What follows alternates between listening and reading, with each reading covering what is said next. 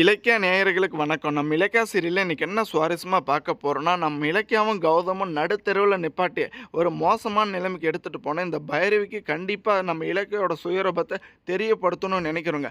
மறக்காம இந்த வீடியோக்கு லைக் பண்ணுங்க.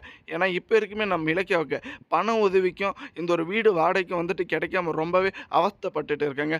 கண்டிப்பா வந்துட்டு இதுக்கு எல்லாத்துக்கும் காரணம் இந்த எஸ்எஸ்கே தான். அவனுடைய சுயரூபத்தினால நமக்கு உதவி பண்றவங்க கூட யாரும் பண்ண மாட்டேங்கிறாங்க. அப்படின்ற உண்மைய வந்துட்டு நம்ம கௌதம் தெரிஞ்சுக்கிட்டாங்க. ஆனா கண்டிப்பா இப்படியே ஒரு சூழ்நிலை நமக்கு அமையாது அப்படின்ற உண்மையும் தெரிஞ்சுக்கிட்டாங்க.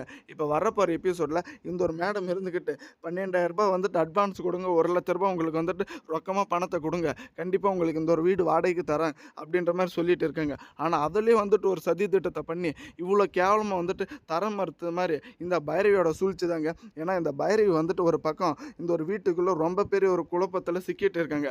இந்த கார்த்திக் இருந்துகிட்டு அந்த ஒரு கம்பெனியோட பேர வந்துட்டு யாரோட பேருக்கு மாத்துறது அப்படின்னு ஒரு பக்கம் வந்துட்டு யோசிச்சுட்டு இருக்காங்க. ஏன்னா ஒரு பக்கம் இந்த பைரவியும் அந்த ஒரு கம்பெனியோட பேர் என் பேர்ல மாத்தணும்னு ஆசைப்பட்டுட்டு இருக்காங்க. ஒரு பக்கம் இந்த அஞ்சலி வந்துட்டு நம்ம கார்த்திக் மேல ரொம்பவே அக்கறை இருக்கிற மாதிரி நடிச்சு ஏமாத்திட்டு அந்த ஒரு பேரை வந்துட்டு என் பேருக்கு மாத்திக்கலாம் கம்பெனியை அப்படின்ற மாதிரி யோசிச்சுட்டு இருக்காங்க. ஆனா இங்க நடு தெருவில் வந்துட்டு நம்ம ஜானகம்மாவும் நம்ம கௌதமும் ஒரு கண்ணீர் துளியோடு வந்துட்டு ரொம்பவே அவஸ்தைப்பட்டுட்டு இருக்காங்க. ஏன்னா இது எல்லாமே வந்துட்டு காரணம் இந்த எஸ்எஸ்கே இந்த தாக்ஷாயணி தாங்க. அவங்களுடைய சுயரூபத்தினால ரொம்பவே கேவலமான நிலைமையில பாதிக்கப்பட்டது மட்டும் இல்லாமல் அடுத்தபடியாக இவங்களுக்கு யாருமே முன்னிலையில் வந்துட்டு உதவி பண்ணாத நிலைமையில் இருக்காங்க. கூடிய சீக்கிரத்தில் இதுக்கான ஒரு முடிவை கட்டதாங்க போகிறாங்க. ஆக்ரோஷான நம்ம இலக்கிய இருந்துக்கிட்டு கண்டிப்பாக இந்த பைரவிக்கு எல்லா உண்மையுமே தெரியப்படுத்த போகிறாங்க. நீங்கள் வந்துட்டு மலை மாதிரி நம்பிட்டு இருக்கிற இந்த எஸ்எஸ்கே வந்துட்டு ரொம்ப நல்லா ஒரு பிளான் பண்ணி வச்சுட்டு இருக்கான். உங்கள் 2 பேருக்குள்ள வந்துட்டு சண்டை வர வச்சுட்டு கண்டிப்பாக வந்துட்டு அந்த ஒரு கம்பெனி பேர் அவனுடைய பேருக்கு இல்லை அவன் பொண்டாட்டி பேருக்கு மாற்றிக்கலாம்னு ஒரு முடிவு பண்ணியிருக்கான். ஆனால் இந்த ஒரு உண்மை தெரியாமல் நீயும் கார்த்திக் வந்துட்டு ரொம்ப நல்லா ஏமாற போகிறீங்க. இந்த சிந்தாமணி காரணம் இல்லாமல் இந்த ஒரு வீட்டுக்குள்ளே வந்திருக்க மாட்டா. ஆனால் இப்போ வந்துட்டு வீட்டுக்குள்ளே வந்துட்டு அடுத்தபடி அதிகாரத்தில் வந்துட்டு இருக்கிற மாதிரி நினச்சிட்டு இருக்கா. இது எல்லாமே வந்துட்டு அஞ்சலியோட சதி திட்டம் தான். அஞ்சலி வந்துட்டு இந்த எஸ்எஸ்கே கிட்ட அப்பான்னு சொல்லி சொல்லி வந்துட்டு எல்லா சுயரூபமான காரியத்தையும் வந்துட்டு ஈஸியாக முடிச்சுட்டு இருக்கா. இப்போ எங்களை வீட்டில் விட்டு வெளியே அனுப்பிச்சிட்டு நீங்கள் வந்துட்டு சந்தோஷமாக துள்ளி குதிச்சுட்டு இருக்கலாம். ஆனால் இப்போ ஒரு நாள் இல்லை ஒரு நாள் இவங்களை ஏன்டா அனுப்பணும் அப்படின்ற நிலைமைக்கு நீங்கள் வர போகிறீங்க. ஏன்னா அந்த தாக்ஷாயணி இருந்துக்கிட்டு கண்டிப்பாக உங்களை ஒரு மோசமான நிலைமைக்கு தான் எடுத்துகிட்டு போக போகிறா அப்படின்ற உண்மை எல்லாருமே வந்துட்டு நம்ம இலக்கிய சொல்லி தெரியப்படுத்தலாம்னு நினச்சிட்டு இருக்காங்க. ஆனால் கண்டிப்பாக இந்த மரமண்டைக்கு புரியாதுங்க.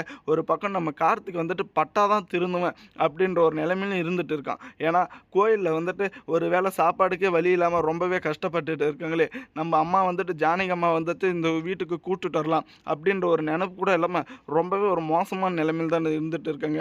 ஆனால் இப்போ வரைக்குமே வந்துட்டு அந்த ஒரு வீட்டில் இப்போ நம்ம தாக்ஷாயணி முடிவு எடுக்கிறது தாங்க நடந்துட்டு இருக்கு.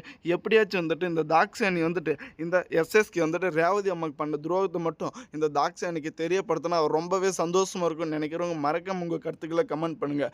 ஒரு கட்டத்துக்கு மேலே நம்ம இலக்கியாவுக்கு கௌதமுக்கு உதவி பண்ண யாரும் இல்லைன்றது உண்மையாயிடுச்சுங்க.